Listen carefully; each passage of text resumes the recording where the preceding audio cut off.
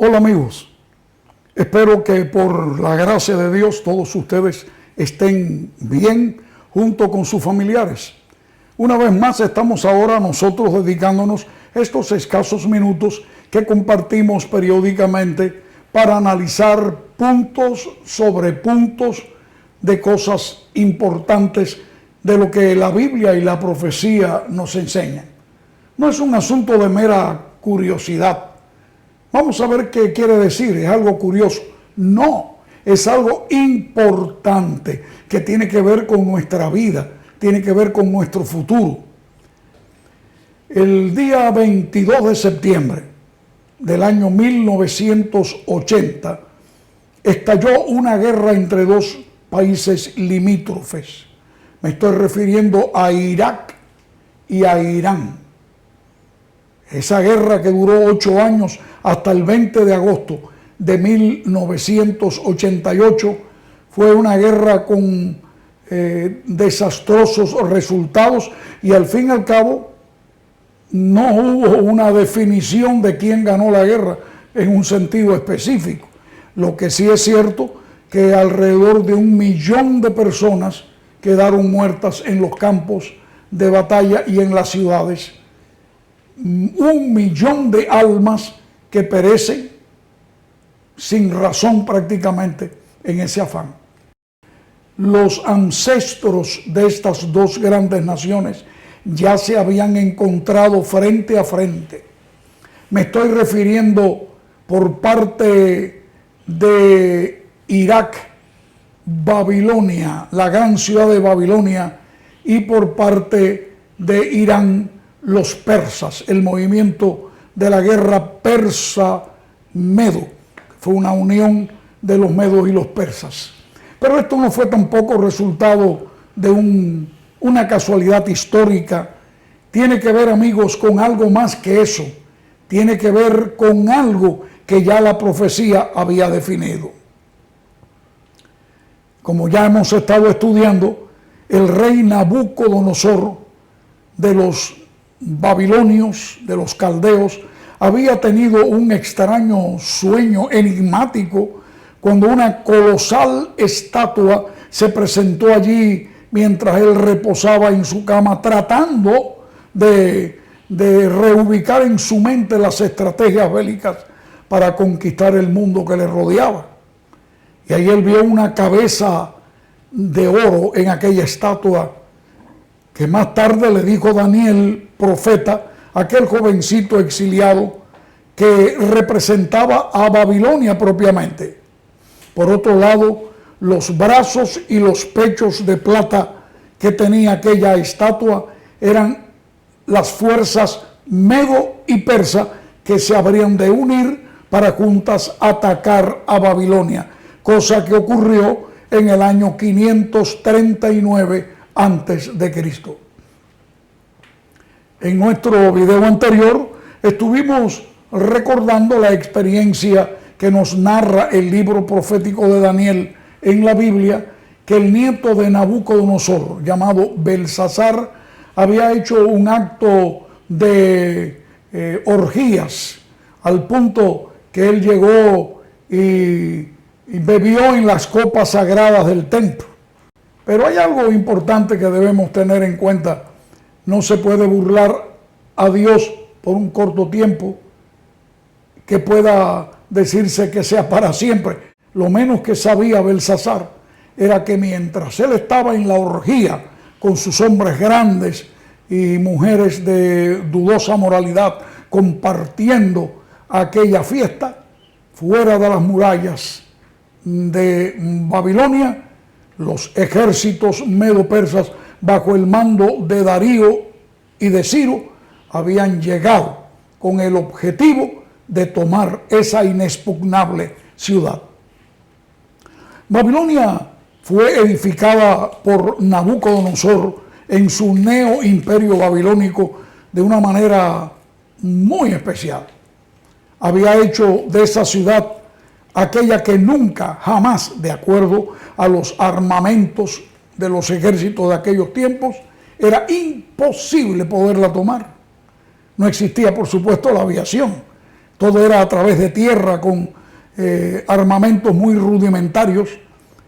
El hecho era que las altas murallas de la ciudad de Babilonia, según dicen algunos historiadores como Herodoto, por ejemplo, dice que podían correr varios carros de guerra tirados por caballos, uno al lado del otro, sobre la muralla. Aquello era casi una autopista, era la muralla. Era imposible poderla tomar. Al mismo tiempo, si alguien lograba saltar la muralla, se descubría que había un campo labrantío que servía como abastos para la ciudad en caso de un sitio, pero luego se encontraba con una segunda muralla interior. No era una muralla, habían dos murallas que rodeaban la gran ciudad de Babilonia. Pensamos, ¿y cómo pudo Ciro y Darío, estos dos reyes mancomunados, tomar la ciudad de Babilonia?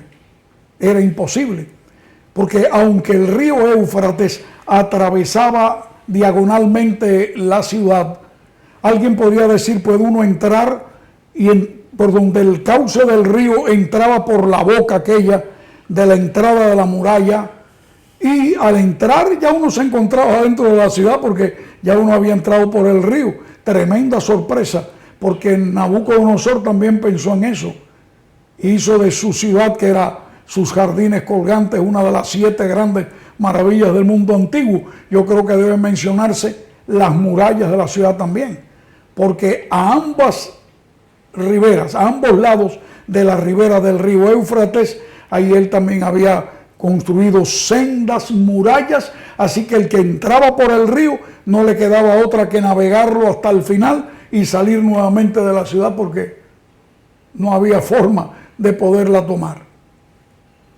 Pero nos dice la historia que lo que hizo Ciro en unión de su tío Darío fue que mientras allá adentro estaban en sus banquetes y demás, creyendo que nadie podía tomar esa ciudad, sus soldados armados de implementos de construcción, con picos y palas y demás, abrieron un canal hacia un lago cercano y luego pusieron un dique a la entrada de la ciudad, al punto que el nivel del agua bajó completamente. Secaron, por así decir, el río Éufrates, y este se desvió hacia otro lugar. Y por ese cauce seco y abierto entró la fuerza medo-persa y no pararon hasta llegar a su objetivo. Pero como ya dije, era imposible poder entrar a la ciudad. Pero había un detalle: habían unas puertas grandes de bronce que daban hacia el río. Era imposible poder entrar, a menos que uno tumbara esas puertas, era casi imposible. Pero por una forma extraña que todavía la historia y la arqueología no han podido descifrar, algunas de esas puertas estaban abiertas. Algunos piensan que hubo un complot, que hubo una traición de la guardia babilónica. Nadie sabe. Lo que sí sabemos nosotros es que Dios ya había revelado al rey Nabucodonosor, el abuelo de este terrible y pagano rey llamado Belsasar, que después de su reino vendría otro inferior al tuyo. Como la plata es inferior al oro, asimismo de la cabeza de oro el gobierno universal de aquel tiempo, vamos a llamarlo así, que dominaba todo aquel Medio Oriente, eran las fuerzas medo-persas, y era imposible que otro lo tomara a menos que Dios ya había determinado, porque como ya hemos dicho, Dios dirige la historia. Él lleva las manos puestas sobre el timón de la historia de este mundo hasta el día de hoy, no hay que dudarlo. Así que ellos, las fuerzas medo-persas, entraron a través de aquellas puertas abiertas y no pararon hasta el Shingurad, es decir, el palacio donde el rey tenía su orgía, y le dio muerte esa misma noche a Belsasar, en cumplimiento de aquella extraña escritura que ya estudiamos en el video anterior, en que apareció una extraña mano escribiendo en el endosado de la pared, diciendo allí, Mene, Mene, Tekel, Ufarsin, que solamente Daniel pudo descifrar esa extraña lengua que decía allí esa escritura: oh Belsasar, pesado has sido en balanza y has sido hallado falto, y tu reino será entregado a los medos y persas. Y ahora el fin, empieza una nueva etapa en la historia. Babilonia se convierte momentáneamente en la sede de lo que sería más tarde Susa, la capital de los persas. Mientras allí estaban ellos, el rey Darío y Ciro. Tenía Darío unos 62 años de edad. Ya era un hombre mayor, sobre todo en aquel tiempo, se era bien mayor a esa edad. Y él más tarde el dominio lo tomó su sobrino Ciro de los persas. Eran dos naciones, pero estaban unidas por lazos familiares. Al fin los persas quedaron con todo el dominio. Ya Dios lo había revelado en otras profecías que analizaremos luego. Pero una cosa muy importante es tener en cuenta esos detalles proféticos. Dios conoce el fin desde el principio, no lo olvides. Y al parecer, esto asombró en gran medida al rey Ciro, aquel joven valiente, aguerrido.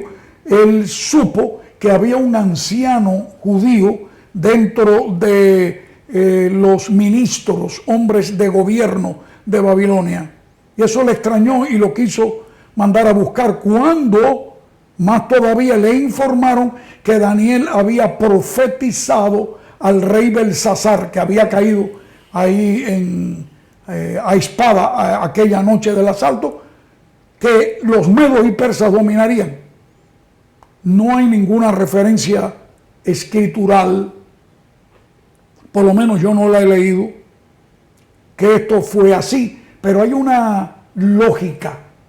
Ustedes saben que la lógica nos ayuda a entender muchas cosas, y es que Daniel fue llamado por Ciro a la corte, y aquel venerable anciano fue tan impresionante para el gobernante que es admirable que un ministro de un reino vencido pase a ser más tarde un ministro del reino vencedor, porque se dieron cuenta que lo que motivaba a Daniel no eran motivos o asuntos políticos, sino más bien que era un hombre leal a ese Dios desconocido para Ciro, pero que era el Dios a quien Daniel servía. Y como ya hemos dicho, la profecía es el recurso de Dios de dejarnos saber las cosas que habrán de ocurrir antes de que ellas ocurran. Y hay algo interesante, porque evidentemente Daniel le informó a Ciro que un profeta judío también en Jerusalén, que vivió tal vez unos 150 años antes de este encuentro entre el profeta y el rey Ciro, llamado Isaías, había profetizado por inspiración divina que un día nacería un hombre llamado Ciro, y lo menciona por su nombre, y Dios dice que él sería su pastor porque haría todas las cosas que él le mandara a hacer. Por supuesto, esto motivó y asombró a Ciro. ¿Cómo que tu Dios ya sabía hace tantos años, más de un siglo, que yo iba a nacer y que iba a tener por nombre Ciro? Esto hizo que Ciro admirara al Dios de Daniel. Tal vez por esto no demoró mucho en ser el primero en dar un decreto para que los judíos regresaran otra vez a su tierra, repatriados en el año 537, cuando dio el primero de varios de los decretos que permitieron y favorecieron a los judíos para regresar. Bueno, mis queridos, y aquí se me acabó el tiempo otra vez. ¿Qué está pasando? Se va rápido, pero es por el rato que estamos pasando tan agradables. Pero vamos a seguir adelante, porque en este estudio vamos a ver qué sucede con ese reino, con ese imperio que sucede, los brazos y pechos de plata, y algo que tiene que ocurrir, porque un tercer reino de bronce tiene que levantarse. Seguimos adelante. Deseamos que no olvides suscribirte para continuar adelante. Y si deseas comunicarte con nosotros, aquí aparecen los medios en que puedes hacerlo. Y para nosotros será un honor contestarte y entablar una amistad un poco más íntima. Dios te bendiga, y cada vez que se presenta un video es para ir colocando un punto sobre punto.